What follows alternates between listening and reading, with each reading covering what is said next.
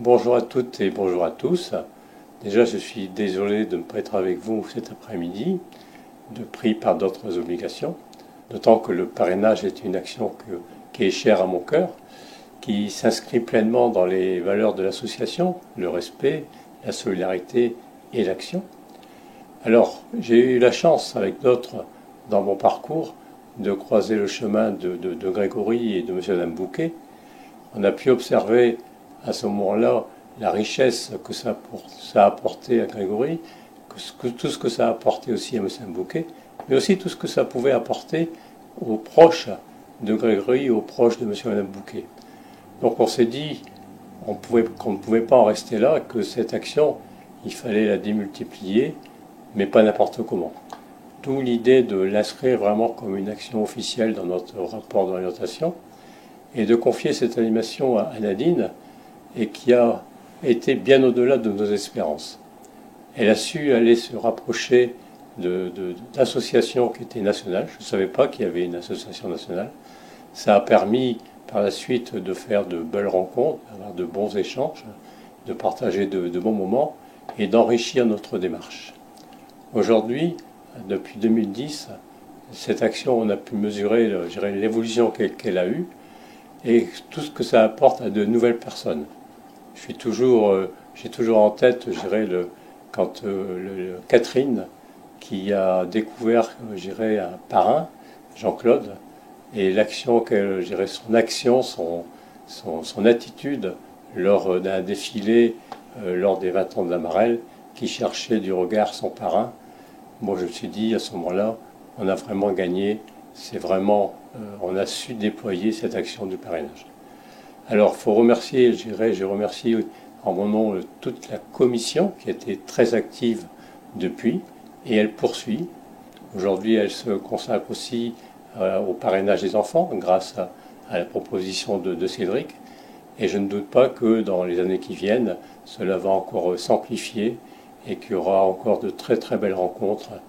Donc, merci à toutes et merci à tous. Un bon après-midi. Et je ne doute pas que vous participerez, que vous partagerez de très très bons moments cet après-midi. Merci. Alors, nous sommes effectivement aujourd'hui réunis pour penser les liens qui unissent et qui relient des hommes et des femmes à travers l'acte du parrainage et du marrainage. Je vais du coup vous proposer une petite réflexion philosophique sur cette approche du parrainage. Et à ce titre, évidemment, je remercie vivement et affectueusement Nadine Lancel, qui m'a permis de découvrir ce qu'était le parrainage, parce que je ne connaissais pas forcément cette approche-là, et qui m'a sollicité pour ce temps de réflexion. Alors, Nadine sait aussi à quel point la question des liens est pour moi centrale, notamment dans mes objets de recherche scientifique, pédagogique, mais aussi en qualité de citoyen. Et juste vous dire que, effectivement, par rapport à cette intervention, j'ai longtemps réfléchi au titre de mon intervention, parce que penser la question du lien n'est pas évidente. Alors du coup, j'ai appelé mon intervention « Des liens qui font le nous, des nous qui forment un tout ». Alors nous connaissons effectivement les liens qui lient, les liens qui relient, les liens qui rapprochent. Il existe aussi des liens qui peuvent entraver, ligoter, assigner. Les liens humains sont effectivement polysémiques et complexes. Simone de Beauvoir nous dit que l'individu est défini non seulement par les relations avec les autres, mais aussi par les relations des autres avec lui. Et nos identités se façonnent bien évidemment non seulement à travers nos choix, mais aussi dans le regard des autres et les attentes qui pèsent sur nous. Et c'est pour cette raison que j'ai choisi de vous parler des liens spécifiques que condensent le parrainage et le marrainage. Alors effectivement, les liens font le nous invitent à une réflexion assez profonde sur la nature des relations humaines, de l'individualité et de la société. Parce que derrière cette formulation se cache une tension forte entre l'individu et le collectif. La nature des liens interpersonnels et évidemment la création d'un nous fondé sur un sentiment de reconnaissance mutuelle. Alors que la logique dominante tente à ériger les rapports humains sur la base de la propriété, c'est-à-dire posséder des biens, accumuler des ressources, s'approprier des statuts et des titres, eh bien le parrainage rompt avec cette dynamique en privilégiant le don et la transmission. Le parrainage n'est pas une relation où l'on possède l'autre, mais une relation où l'on veille sur l'autre. Donc moi je suis la moi de Caroline. J'ai rencontré Pascal tout d'abord dans le cadre de mon travail. En fait, j'étais mandataire judiciaire à la protection des majeurs à la TPC de Béthune. Donc j'étais la tutrice de Pascal. Et à l'époque, Pascal avait décidé de se marier avec Christine. Donc je l'ai accompagné dans ce grand projet et ce beau projet. Et puis est arrivé le niveau professionnel où j'ai évolué. Donc j'accompagnais plus du tout les résidents du foyer. Donc il était censé avoir une rupture de lien puisque j'allais plus venir en présentiel au niveau du foyer. Et c'est à ce moment-là que Pascal m'a fait la demande pour devenir sa marraine. Donc chose que j'ai acceptée. Et donc maintenant il n'y a plus du tout ce lien professionnel, mais uniquement un lien personnel entre nous. Et donc c'est comme ça que je suis devenue la marraine de Pascal. Le mariage de Pascal avec Christine. Pascal, tu peux dire un petit peu ce que tu fais avec Caroline, comment vous vous voyez, qu'est-ce que vous faites ensemble finalement? Qu'est-ce qui est bien de faire à deux? Vas-y. Tu peux... Voilà, vas-y. Comme tu veux. Oui. Moi, 5 ans de Christine,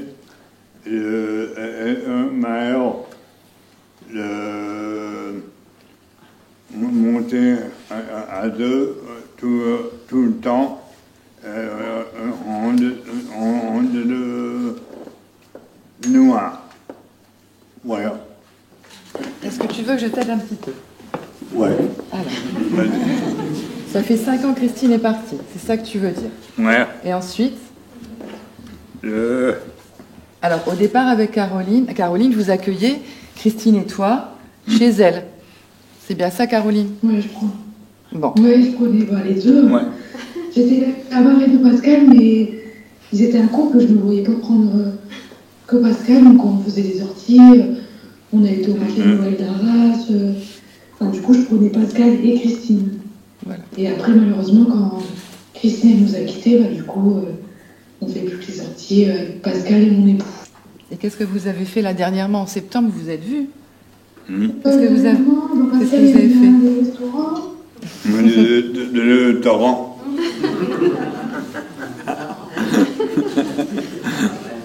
Le torrent, pain mousse de Lens. Le restaurant Le Pain de la Bouche à Lens, c'est ça? On va souvent pas la bouche à Lens parce que c'était le resto où il y avait toujours avec Christine. Donc souvent on va manger là-bas ensemble. Et après, on fait une petite balade digestive au cimetière, on va voir Christine. Est-ce que c'est ça? C'est ça? Ouais. Le genre. Et voilà, donc je m'appelle Jean-Luc Vito et j'ai été le premier parrain de l'association. Alors ce parrainage, ça a concerné Maurice. Maurice, si vous voulez, c'était en fait, on a continué un lien qui existait déjà. Il existait ce lien à deux niveaux. D'abord parce qu'on vivait dans le même village, et actuellement on ne vit plus dans le même village puisque lui est dans le foyer de Montpazier, et moi je vis dans le Lot maintenant. Et puis on était tous les deux au papillon blanc. Notre parrainage, c'est d'abord un grand lien d'amitié, et puis aussi c'est la connaissance mutuelle de deux terrains. Et ça a été important, et c'est important quotidiennement aujourd'hui dans notre relation. Le terrain de notre village de Lambras, où on connaît les mêmes personnes, et le terrain des papillons blancs, où là aussi on connaissait les mêmes personnes. Donc Maurice est très réactualisé sur quelque chose, c'est que tous les jours, à 9h30 précise, il me téléphone. Alors, d'abord, Maurice me parle, puisqu'il a en charge le poulailler du foyer, et il me parle des poules, c'est-à-dire Parrain, j'ai curé les poules. Aujourd'hui, il n'y avait pas d'œufs. Aujourd'hui, il y avait un seul œuf. J'ai mis les graines. Ça, c'est la première chose. Tous les matins, il commence comme ça. Puis après, il me dit, et je me dépêche parce que il a la fonction d'aller chercher le sac de médicaments à la pharmacie. Donc pour lui, c'est une mission très importante. Donc il se prépare à aller chercher des médicaments dans la pharmacie. Et puis il me parle ensuite des copains, de sa copine bien sûr d'abord, Françoise. Françoise a aussi la particularité d'être entrée au foyer Augiras en 1975. Année où mon fils est né et année où mon épouse Michel avait pris la direction de ce foyer. Donc Françoise appelle mon épouse naturellement marraine et elle m'appelle parrain. Donc cette relation, elle m'apporte beaucoup et j'essaie de donner un peu de bonheur à Maurice, à l'écouter, et lui m'apporte aussi beaucoup de pêche, de force. Alors, je vous ai écrit un petit texte parce que c'est vrai que je suis un peu impressionnée. Donc, du coup, je me tiens devant vous aujourd'hui pour vous partager une expérience profondément humaine, un cheminement personnel aussi qui m'a menée à m'intéresser au parrainage de proximité, plus particulièrement à l'association UNAP. Tout a commencé par une question simple mais puissante. C'est surtout que puis-je faire de plus pour les personnes qui sont accueillies au sein de cette masse où j'étais juste stagiaire. Donc cette question, je me la suis posée justement en faisant ce stage à la masse. Donc j'ai été touchée par chaque histoire des personnes accueillies, mais en particulier une histoire m'a marquée, celle de Jonathan. Donc Jonathan est un jeune homme seul qui a un passé familial très compliqué. J'ai observé au quotidien des communications non verbales qui révélaient des besoins fondamentaux non satisfaits dus à son histoire de vie. Les professionnels sont profondément investis dans le bien-être de chaque résident, mais pour Jonathan, j'ai ressenti qu'il manquait quelque chose, un lien particulier, unique, une relation qui ne serait qu'à lui, une personne qui lui ferait vivre des moments qu'il ne pourrait probablement jamais connaître. C'est à partir de cette réflexion que j'ai commencé mes recherches et j'ai voulu savoir s'il existait une association qui permettrait aux adultes isolés de bénéficier d'un parrainage, un lien humain privilégié. C'est ainsi que j'ai découvert l'UNAP et rencontré Madame Lancel. Avec le soutien de mon tuteur de stage et la direction de la masse des Perlecs, j'ai pu explorer cette idée. Nous avons discuté ensemble du potentiel qu'offrirait le parrainage pour Jonathan, mais aussi pour les autres résidents. J'ai compris que le parrainage va bien au-delà qu'un simple accompagnement. Donc, il crée un lien unique, il permet à une personne de se sentir importante pour quelqu'un, d'avoir une relation qui lui est propre. Il offre des moments de vie inoubliables, un repas de famille, des fêtes, des expériences simples mais enrichissantes. Il permet une intégration aussi au sein d'un groupe familial, un sentiment d'appartenance qui change tout dans une vie. Il aide les professionnels à mieux comprendre la personne parrainée grâce à un regard différent et des échanges enrichis.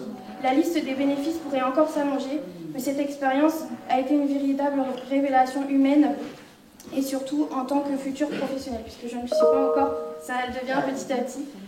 Elle m'a montré à quel point nous avons tous un rôle à jouer pour tisser ces liens essentiels pour permettre à chacun de se sentir vu, entendu et... Donc à Grenay, on est arrivé au parrainage par un chemin détourné que c'était expliqué. Le parrainage, c'est pas forcément une attente imminente. Nous, on est parti de la problématique du relationnel entre nos personnes âgées et nos jeunes, nos adolescents, qui font du bruit, qui sont chauds, ils sont jeunes, ils sont vivants, ils perturbent le quotidien des personnes âgées qui ont un sentiment d'insécurité de voir cette jeunesse. Ils ont oublié qu'ils ont eux aussi joué au ballon, fait des bêtises et couru dans les rues. Et donc il fallait qu'on trouve un moyen de rapprocher ces habitants de la commune. Et donc on a commencé par la distribution là c'est bientôt Noël, des cadeaux aux aînés. La première année, on nous a téléphoné en mairie pour dire il y a des jeunes, ils tapent à la porte, ils disent qu'ils viennent pour la mairie. C'est vrai. La deuxième année, on nous a dit à quelle heure ils arrivent. La troisième année, c'est mon chocolat, il est prêt, ils ne sont pas encore là. Et ça s'était bien passé. Et du coup, on a réussi à nouer des liens entre les jeunes du CAJ avec un certain nombre de personnes âgées. Et on s'est dit, on ne peut pas en rester là, il faut Bonnet, ville dynamique, il y a un centre culturel, il y a une médiathèque qui est en construction, il y a des tas de choses qui se font. Il faut qu'on arrive à trouver un moyen de faire travailler. Et on a inversé le parrainage. C'est-à-dire que j'ai bien entendu ce qui était dit sur le fait que le parrain, c'est celui qui a le savoir et qui amène. On s'est dit, non, nous, c'est nos jeunes qui vont amener justement chez les personnes âgées la possibilité de sortir, d'avoir d'autres activités, de découvrir de nouvelles choses.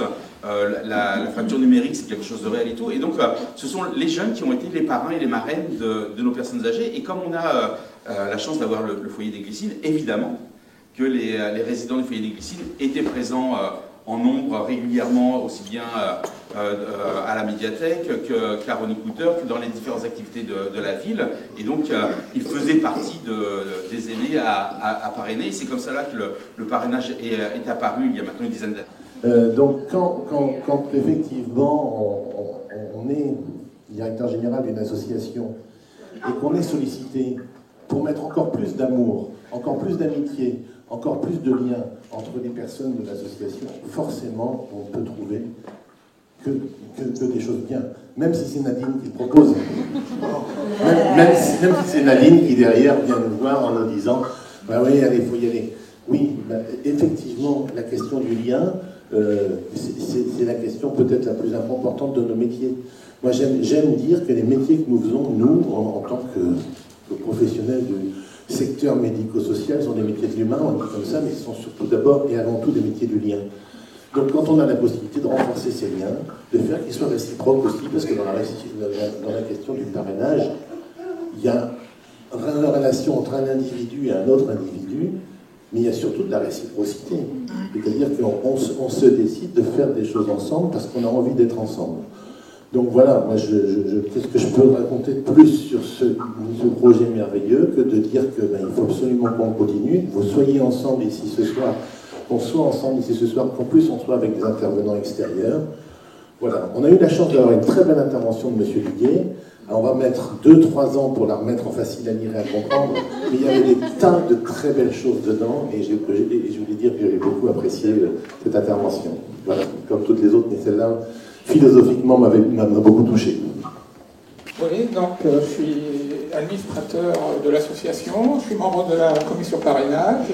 Ma sœur a été habitante de la Narelle et malheureusement elle est décédée en 2015. Et en 2019, on m'a proposé le parrainage, c'est le parrainage qui est venu avant. Et en fait, ma fille, elle est là derrière vous, c'est Catherine. Et en fait, je retrouve un peu ce qui était ma sœur, avec les mêmes mentalités, hormis l'aspect médical. C'est la continuité de ce qui était ma sœur. Et donc, c'est un échange assez sympathique, des fois un peu difficile, mais comme des fois entre frappes. Oui, il y a l'association, il y a la commission, et puis après, il y a vous. C'est-à-dire vous, les ambassadeurs. C'est-à-dire que, voilà, si on n'était pas poussé, alors mobilisé, motivé, alors on le reste, mais vous êtes les ambassadeurs, et ici, je voudrais quand même saluer Clarisse. Elle ne veut pas, mais je vais le faire quand même. Clarisse est éducatrice spécialisée coordinatrice à la Marelle, donc depuis 2001. Elle n'est pas du tout épuisée. Et Clarisse, voilà, elle a cerné effectivement ce qui était indispensable pour les personnes. Et quand elle a cerné effectivement ce besoin de lien qui peut manquer parfois, l'institution ne peut pas tout lancer. Et ce n'est pas un aveu de faiblesse. Hein. Ça, je vous assure, on ne peut pas tout. Et Clarisse, quand elle cerne ça, elle va aller chercher. Et je pense que Sabrina a expliqué qu'elle avait rencontré sa marraine au marché de Noël. Finalement, nous faisons tous des marchés de Noël. Enfin, on ouvre la structure depuis un certain temps. Je pense que cet effort-là, il est fait. Mais il ne suffit pas d'ouvrir les structures, les établissements. Il faut les ouvrir avec l'idée d'une rencontre. Et en fait, ce qui est important, c'est quand on accueille, et tout à l'heure je le disais à Sylvie, on accueille, on est présent physiquement, mais on est présent aussi, voilà, il faut savoir accueillir. Et en fait, quand on est dans la rencontre, c'est là où finalement on va trouver ce lien qui peut effectivement naître. Notre fille travaillait à Berck Et elle a fait la connaissance de Grégory, qui était tout petit et qui ne sortait pas. Vous les avez peut-être connus, non? Ah, voilà. Et Grégory ne sortait pas. Il avait une bonne grand-mère, mais pas les moyens de le faire sortir. Donc, elle a demandé, ma fille a demandé la permission à l'établissement et à la famille de sortir Grégory. C'est ce qu'elle a fait. Et quand elle l'a eu connu, 3 ans après, elle s'est mariée, elle a quitté la région, donc nous avons pris la relève. Donc, Grégory a fêté son premier Noël, il avait 3 ans chez nous. Et il est parti il y a maintenant 10 ans. Déjà 10 ans. Oui. Voilà. Donc, et Grégory, c'est simple de parrainer, c'est simple. Il faut aimer. Voilà. C'est aimer et tout va par et tout se suit normalement. On a pu. C'est une famille. Il fait partie de notre famille. Il faisait partie, il fait encore partie. Mais voilà, et voilà, c'est ce que je voulais dire de Grégory, parce qu'il a été un exemple, on peut dire, pour toute ma famille. J'ai 10 petits-enfants, hein, et c'est lui qui est arrivé le premier chez nous, hein, et les autres ont suivi parce qu'ils sont nés après. Voilà, et c'est vrai que c'est très simple, aimer. Et puis, vous rendrez des enfants heureux, très heureux. Il nous a apporté beaucoup plus que nous, on a pu lui apporter. Voilà. J'ai aussi un filleul qui a 24 ans aujourd'hui. Depuis qu'il a 5 ans, il vient à la maison. Il travaille, il a une famille et il vient d'avoir un bébé il y a 8 jours. Donc, c'est une des questions qui se reposent quand ils deviennent parents. Et qui se disent bon moi j'ai pas eu la chance, donc comment je fais, et l'accompagnement il est au fil de la vie de façon naturelle. Alors ce qui nous réunit aujourd'hui, c'est une certaine idée de la solidarité, mais en fait je suis tombé de haut quand même cet après-midi parce que je me suis rendu compte que le parrainage ça va bien au-delà de la solidarité. C'est avant tout une rencontre, et à travers les témoignages que vous avez pu donner, je pense que c'est vraiment ce qui... Si je retiens quelque chose aujourd'hui, eh bien ce sera ça, c'est avant tout une rencontre, on donne mais on reçoit, et on reçoit même parfois plus que l'on donne. Au sein de notre association, le parrainage est probablement l'action qui touche le plus notre sensibilité et qui répond le plus à notre idéal. Parce qu'en venant ici, je me disais, donc c'était ce matin dans ma voiture, là, et qu'est-ce qui nous fait courir comme ça à la Pays de Lens? Finalement, c'est parce qu'on trouve des réponses à ce qu'il y a de plus profond dans notre idéal. Et je vois qu'avec le parrainage, pour notre association, nous cochons toutes les cases. Notre vision, il y a une richesse en chacun de nous. Le parrainage, c'est aussi beaucoup de rigueur, une vraie réflexion sur la place des parents, celle du parrain ou de la marraine. Il y a évidemment la mise en place de conventions, donc tout cela est très sérieux. Il y a dans le parrainage beaucoup de confiance et de bienveillance. Une équipe soudée, dynamique autour de Nadine. Alors Sabrina, on se connaît un petit peu, hein, puisqu'on avait la première fois qu'on s'est rencontrés, c'était pour parler du projet associatif. Pour terminer, parlons des perspectives. Il faut continuer les actions et développer le parrainage des enfants. Cette question, le parrainage des enfants n'a pas manqué de nous questionner au sein du conseil d'administration à plusieurs reprises. Parce que l'accueil des enfants, ça n'est pas une question anodine. J'ai relu mes notes, celles que j'avais prises lors d'un conseil d'administration au printemps dernier. Et à un moment donné, tout a basculé. Parce qu'on a pensé à tout ce qui avait été fait, et on s'est dit, mais pourquoi on ne ferait pas confiance? Pourquoi? Parce que, après tout, parce qu'il faut aller de l'avant. Si on ne va pas de l'avant, on connaît le résultat. Eh bien oui, le parrainage est entre de bonnes mains. Dans ce monde où on a tendance à vivre seul ou à vivre avec des œillères, quelle magnifique preuve d'ouverture d'esprit. Alors, je m'incline aujourd'hui devant votre volonté sans faille Un grand bravo à tous et vive le parrainage au sein de la Pays de Lens, comme ailleurs.